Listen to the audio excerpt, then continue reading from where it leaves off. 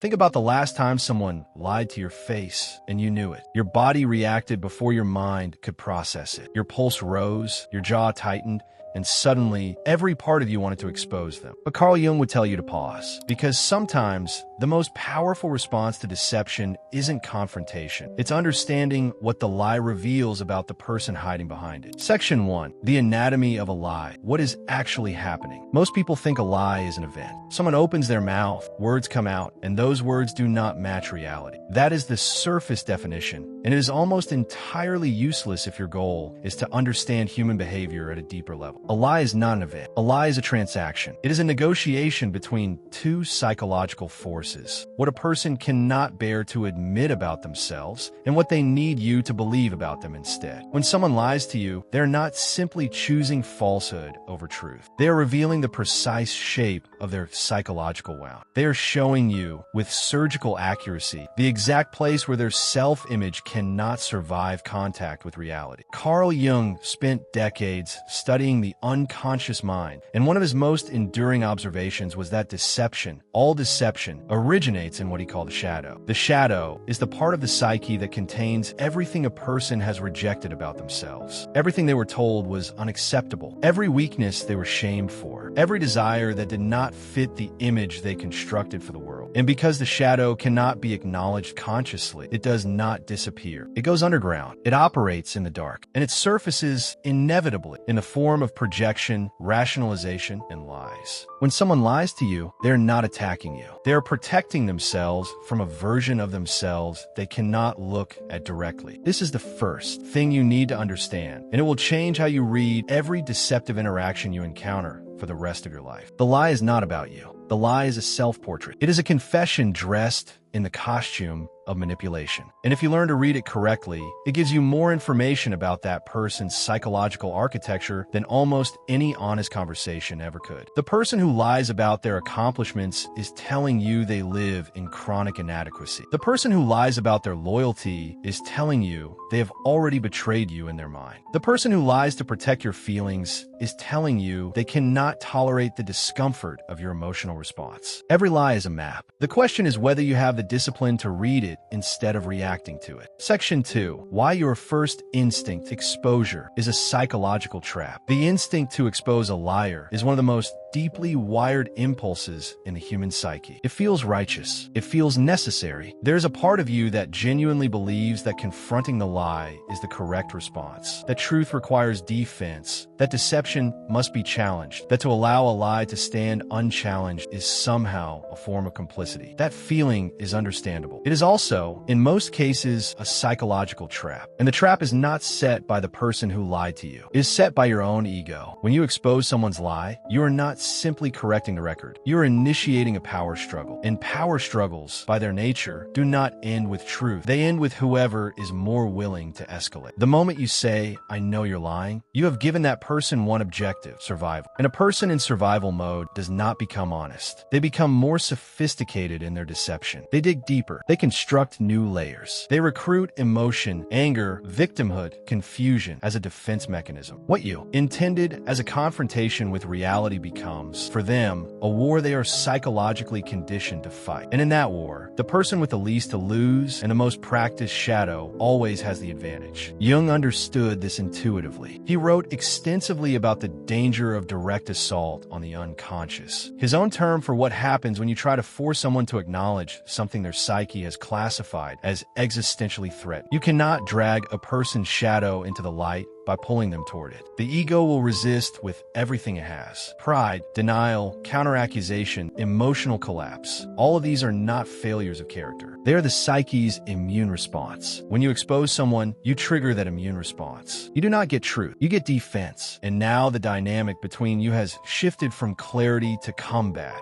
and you have lost the only thing that actually mattered: your position of psychological advantage. There's another layer here that most people never consider. When you expose a liar publicly or directly, you are also exposing your own hand. You are revealing that you were watching, that you were analyzing, that you knew, and you waited, and you chose this moment. And depending on the audience, whether it is one person or 20, that revelation can be turned against you. The liar does not need to prove they did not lie. They only need to cast doubt on your motivations for bringing it up. Suddenly, you You are the one who looks calculated. You are the one who looks obsessive. The lie remains, but the conversation has moved entirely away from it. This is not an accident. It is the predictable outcome of emotional confrontation, and it is the reason that cold, strategic silence is almost always the more powerful response. Section 3. Jung's Shadow Theory and the Psychology of Self-Deception. To truly understand why Jung would tell you not to expose a liar, you need to understand something. Intended as a confrontation with reality becomes, for them, a war they are psychologically conditioned to fight. And in that war, the person with the least to lose and the most practiced shadow always has the advantage. Jung understood this intuitively. He wrote extensively about the danger of direct assault on the unconscious, his own term for what happens when you try to force someone to acknowledge something their psyche has classified as existentially threatened. You cannot drag a person's shadow into the light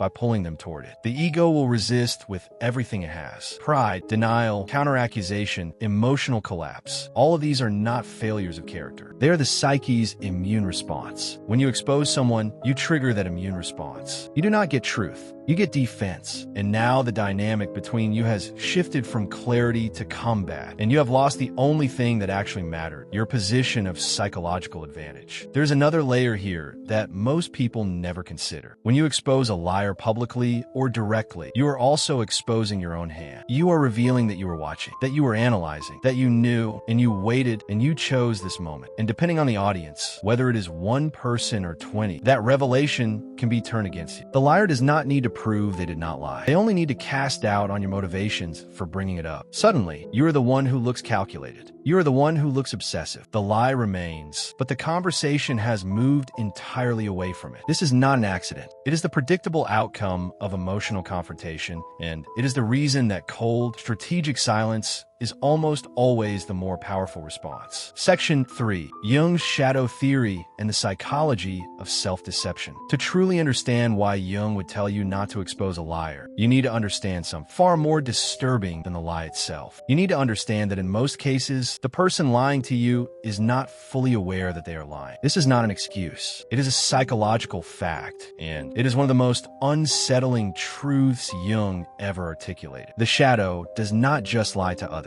It lies to the host. It constructs narratives, revises memories, and generates emotional certainty around false premises, all to protect the ego from the unbearable knowledge of what the person actually is beneath the image they have built. Jung called this process rationalization, but it goes far deeper than the word suggests in common usage. Rationalization, in Jungian terms, is not simply making excuses. It is the unconscious generation of an alternative reality that the ego genuinely inhabits. When a person cheats and then tells themselves the relationship was already over, they are not consciously lying. They are accessing a version of reality that their shadow constructed specifically to make the action survivable. When a person steals and tells themselves the other party deserved it, or had more than enough, or would never notice, they are not performing cynical calculation. They are experiencing a genuine perception of reality that their unconscious engineered on their behalf. The shadow is a master architect of internal justification. This means that when you confront a liar, you are not just fighting their deception. You are fighting their reality. And their reality, however distorted, feels to them exactly as solid and true as yours feels to you. They are not standing in front of you knowing the truth and choosing the lie. In many cases, they're standing in front of you experiencing the lie as truth. And your confrontation registers not as a correction, but as an attack on their perception of themselves and the world. This is why exposure so rarely produces the outcome you want. You expect the moment of confrontation to produce collapse, the recognition, the truth finally surfacing. What you get instead is genuine bewilderment, escalating conviction, and sometimes profound emotional distress that looks to outside observers entirely convincing. Jung's prescription for this was not tolerance. It was not acceptance. It was understanding, cold, clear, non-emotional understanding of what you were actually dealing with. You're not dealing with a person who chose evil. You're dealing with a person whose psyche has developed a structure that makes truth-telling in this area functionally impossible. And once you understand that, two things become clear. First, your confrontation cannot produce the outcome you want, because the mechanism that would allow it,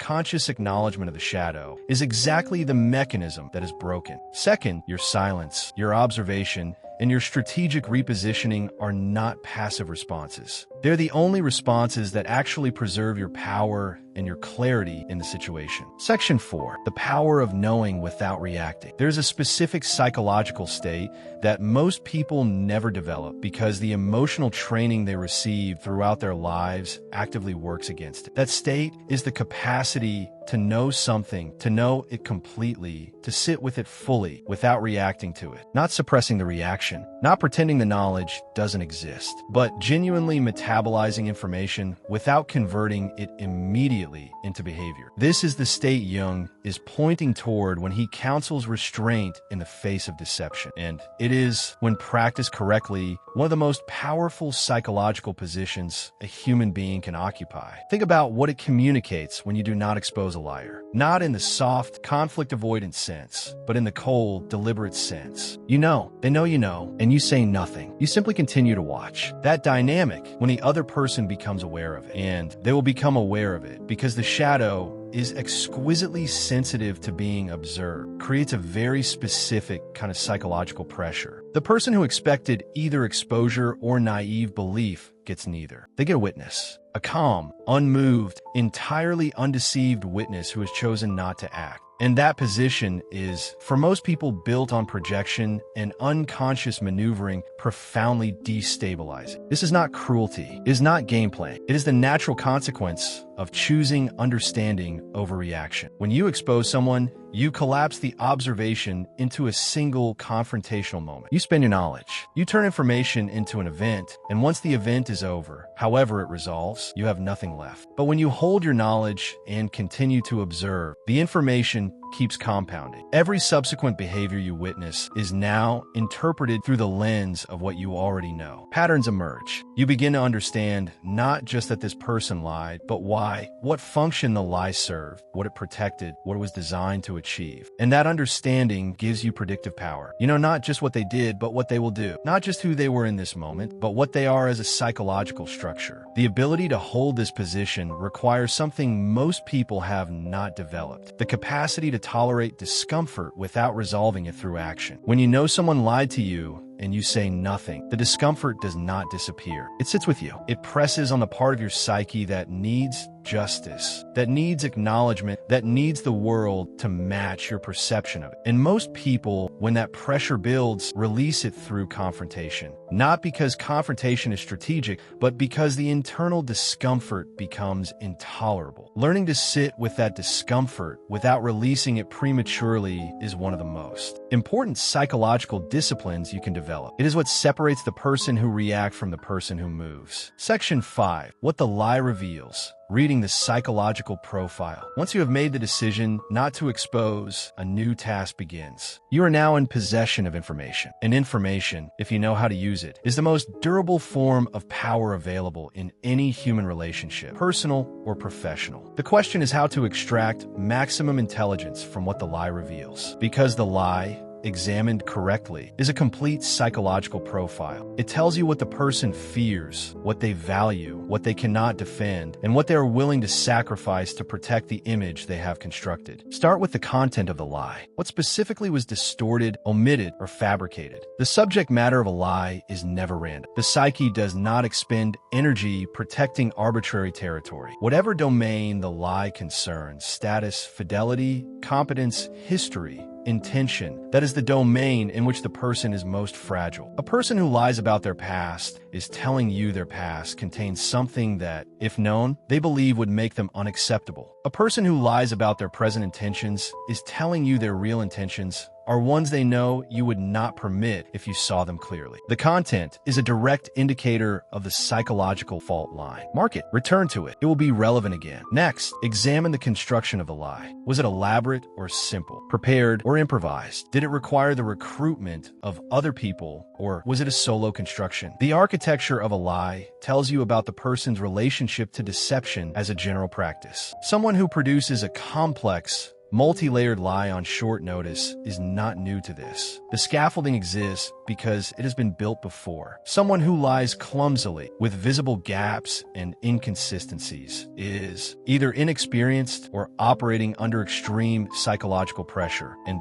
both of those are important data points. The amateur liar is easier to read but harder to manage, because their desperation makes them unpredictable. The expert liar is harder to catch, but easier to anticipate, because their patterns are stable and their methods are consistent. Finally, examine the emotional texture of a lie. How do they deliver it? With confidence, with anxiety, with aggression, with performed vulnerability? The emotional delivery is the shadow's signature. The person who lies with aggression is using hostility to suppress your analytical response. They are betting that your emotional reaction to their energy will override your critical thinking. The person who lies with performed vulnerability is exploiting your empathy. They know that a person in distress is granted more charitable interpretation. The person who lies with cold confidence is someone who has dissociated sufficiently from the act that the usual physiological markers of deception, the microexpressions, the vocal fluctuations, the gestural incongruence, are genuinely suppressed. Each delivery style tells you something different about the psychological structure you're dealing with, and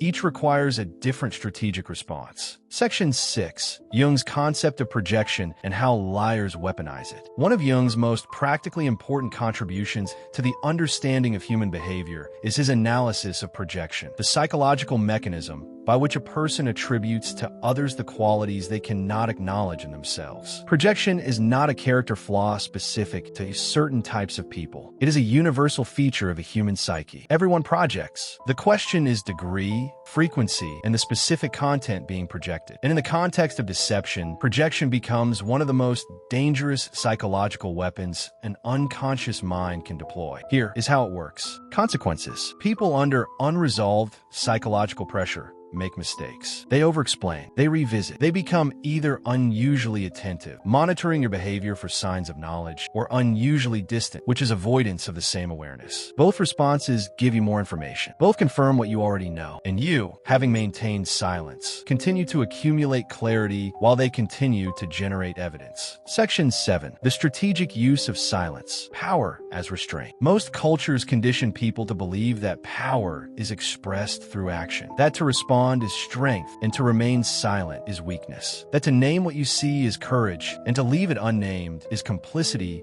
or fear. This conditioning runs very deep, and it serves a specific function in social systems that depend on emotional transparency and communal norm enforcement. But at the level of individual psychological strategy, at the level at which Jung was operating, this conditioning is almost entirely inverted. The most powerful response to deception is almost never the loudest one. Silence, deployed with awareness, is not passive. It is a form of pressure. When a person lies to you and you meet their lie with a calm, neutral, unreadable response, no accusation, no visible disbelief, no emotional reaction, you create a vacuum. And human beings are psychologically incapable of sitting comfortably in a vacuum they did not create. The person who lied to you does not know what your silence means. They do not know if you believe them, if you are indifferent, or if you know everything and are simply waiting. That uncertainty is profoundly destabilizing for a psyche that is already managing the internal pressure of the deception. They will attempt to fill the vacuum. They will talk more than necessary. They will circle back to the subject unprompted. They will offer additional details that you did not ask for, and those details will contain inconsistencies that further confirm what you already know. This is what skilled intelligence operators understand that most ordinary people do not. The goal of an interrogation is not to confront. It is to create conditions in which the subject generates their own evidence. Confrontation closes people down. Silence and apparent credulity open them up. The person who believes they have successfully deceived you will continue to act from that belief, and in doing so, will keep revealing themselves. The person who knows they have been caught will construct defenses. Silence keeps the first scenario operational. Exposure triggers the second. And in the first scenario, you have all the information and none of the conflict. In the second, you have the conflict and none of the resolution. There is a deeper dimension to strategic silence that goes beyond mere tactical advantage. It is also a statement about your own psychological composition. When you do not react to a lie with exposure, you are demonstrating to yourself as much as to anyone else that your emotional state is not subject to external manipulation. You are demonstrating that you can perceive something clearly and choose your response, rather than having your response chosen for you by your instincts. That is not indifference, it is discipline. And that discipline, over time, becomes the foundation of a kind of psychological authority that cannot be manufactured through volume or aggression. It is the authority of someone who has mastered the most difficult human skill, the ability to act from clarity rather than from feeling. Section 8. The moral question. Are you enabling deception by staying silent? At some point in considering this approach, a specific objection arises. It is not a strategic objection. It is a moral one. If you know someone is lying to you, to others in context where the lie causes harm, is your silence not a form of complicity? Are you not, by choosing strategic restraint over direct confrontation, allowing deception to propagate unchecked? This is not a trivial question. It deserves a serious answer, and that answer requires making a distinction that most people collapse into a single category when they should be holding them separate. There is a difference between exposing a liar and addressing the consequences of a lie. Jung's counsel against exposure is not a counsel against consequence. It is a counsel against the specific act of public confrontation that is driven primarily by the need to be right, to be vindicated, or to punish, and which rarely produces the outcome it purports to seek. There is nothing in Jungian psychology that requires you to remain passive when someone's deception is causing tangible harm to yourself or others. What it requires is that your response be chosen from clarity rather than from reaction. That your action, if you take it, serves a real purpose rather than simply discharging your emotional energy. There are contexts in which exposure is genuinely necessary, not as a psychological power move, but as a practical intervention. When a lie is propagating in a system that depends on accurate information, when silence would create material harm, when the deception involves others who are making decisions based on false premises and cannot protect themselves without disclosure. In those contexts, exposure is not about power. It is about function. And in those contexts, it can be done with the same cold clarity that governs strategic silence. Not as an emotional confrontation, but as a factual correction delivered without drama, without accusation, and without the need for acknowledgement from the person who lied. The distinction Jung is drawing is not between action and inaction. It is between reaction and response. A reaction is driven by emotion, by the discomfort of knowing, by the need for justice, by the desire to see the other person diminished. A response is driven by analysis, by a clear understanding of what you need to achieve and the most effective means of achieving it. When exposure serves a real purpose and can be executed from that cold, analytical place, it is not a violation of the principle. When exposure is simply the emotional release of a person who cannot tolerate sitting with uncomfortable knowledge, it is, regardless of how righteous it feels, a form of psychological weakness dressed in the costume of virtue. Section 9. What Jung understood about the person who needs to expose. Jung was not simply analyzing the liar. He was also, with characteristic unflinching honesty, analyzing the person who feels compelled to expose them. And what he found there is uncomfortable in a different way. Not the discomfort of confronting someone else's shadow, but the discomfort of confronting your own. Because the compulsion to expose deception is not always as clean as it feels. It is not always purely about truth or justice. In many cases, it contains elements that most people would rather not examine. The need to expose someone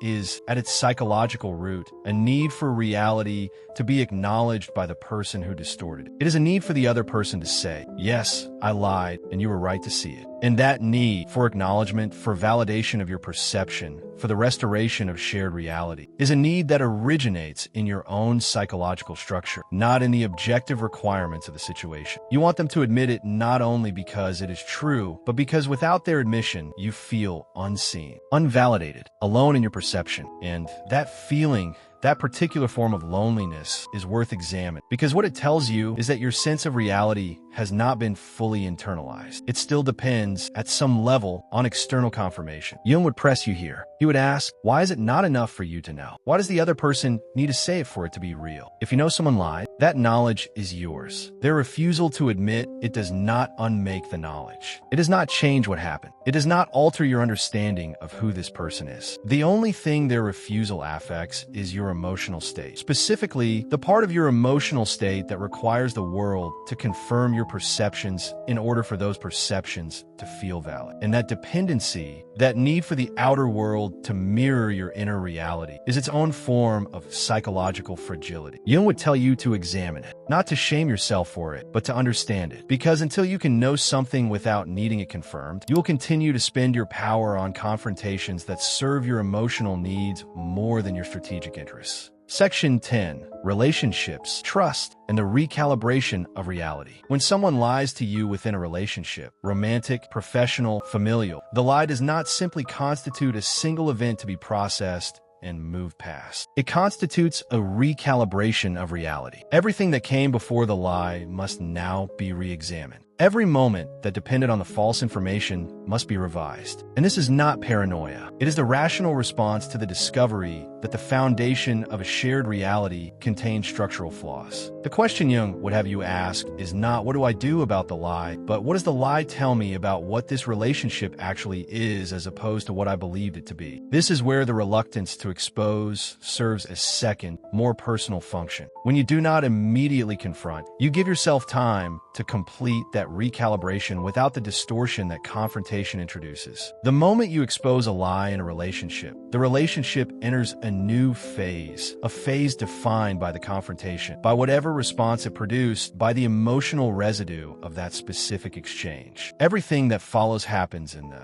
shadow of that event. But if you maintain your awareness privately, continue to observe, and allow your understanding to develop without forcing it into a single confrontational moment, you arrive at a much cleaner picture of what you are actually dealing with. And that picture allows you to make decisions from clarity rather than from the emotionally distorted aftermath of a fight. Sometimes, the decision you reach after that recalibration is to leave, quietly, without drama, without announcing your reasons. Sometimes it is to remain, but with a fundamentally altered internal orientation, no longer extending the same trust, no longer operating from the same assumptions, but without communicating that shift to the other person. Sometimes it is to address the lie directly, but only after you have fully processed what it means and can do so without emotional charge. In each case, the outcome is better, more accurate, more aligned with your actual interests than it would have been if you had confronted the moment you knew. The pause between knowing and acting is not weakness. It is the interval in which wisdom becomes possible. Section 11. The paradox of Jung's counsel. Doing nothing is doing something. There is a paradox at the center of everything Jung is pointing toward here. And it is important to name it explicitly because without naming it, the counsel could be misread as passivity, as a kind of spiritual resignation that simply accepts deception and moves on. That is not what is being described. The paradox is this. When you choose not to expose a liar, you're not doing nothing. You're doing something very specific. You are choosing the form of action that preserves your analytical clarity, maintains your positional advantage, and denies the other person the specific reaction they, consciously or unconsciously, anticipated and were prepared for. Every deceptive act is constructed with an anticipated response embedded in it. The person who lies to avoid conflict expects either belief or confrontation and is prepared for both. The person who lies to maintain power expects either compliance or challenge and has strategies for both. What almost no one prepares for is the calm, non-reactive witness who says nothing and continues to watch. That response falls outside the anticipated range. It does not fit the pattern the other person's psychology has scripted. And when a person encounters a response that falls outside their psychological script, they do not simply adapt smoothly. They recalibrate, and in that recalibration, they are temporarily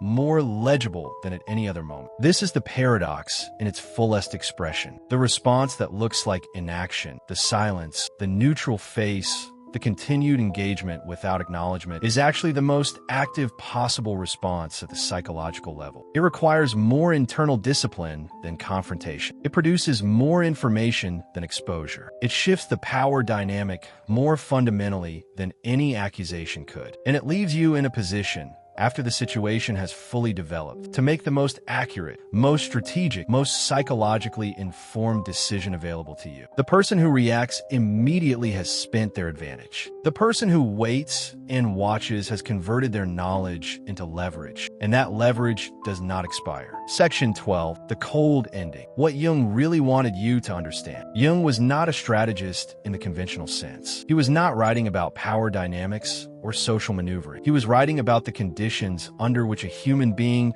can achieve genuine psychological maturity, the state he called individuation. and individuation, in its most practical expression, is the capacity to see clearly without the distortion of unconscious reaction. To perceive the world as it actually is, not as your fears and desires and wounded ego need it to be. When Jung counseled restraint in the face of deception, he was not giving you a tactical playbook. He was pointing toward a fundamental shift in the relationship between your conscious mind and your emotional reactions. The person who needs to expose a liar is still, at some level, being controlled by the liar's behavior, still reacting to it, still organizing their internal state around it. The person who can witness the lie, understand it, file it accurately, and choose their response from that place of understanding. That person has achieved something the liar, still running their unconscious defense mechanisms, has not. That person is operating from a level of psychological development that the shadow, by definition, cannot access. This is the uncomfortable truth that runs beneath everything examined here. The liar is not your enemy. The liar is a mirror. They're showing you, with perfect clarity, the gap between the face people present to the world and the forces that actually drive their behavior. And that gap is not unique to them. It exists in every human being, including you. The question Jung was always asking, the question that makes his work so enduringly uncomfortable, is not what is wrong with that person. It is what does your reaction to that person reveal about you? Because if the sight of deception enrages you, if the knowledge of a lie you cannot expose becomes intolerable, if your peace depends on the other person's acknowledgement of their own wrongdoing, then you are still being moved by forces you have not yet faced in yourself. The work Jung was pointing toward is not the work of exposing others. It is the work of becoming the kind of person who does not need to, who can see clearly, move strategically, protect their interests without drama, and release the need for the world to confirm what they already know. That is not passivity. That is the most demanding form of psychological development available to a human being. And it begins every time in the restraint in the face of deception. He was not giving you a tactical playbook. He was pointing toward a fundamental shift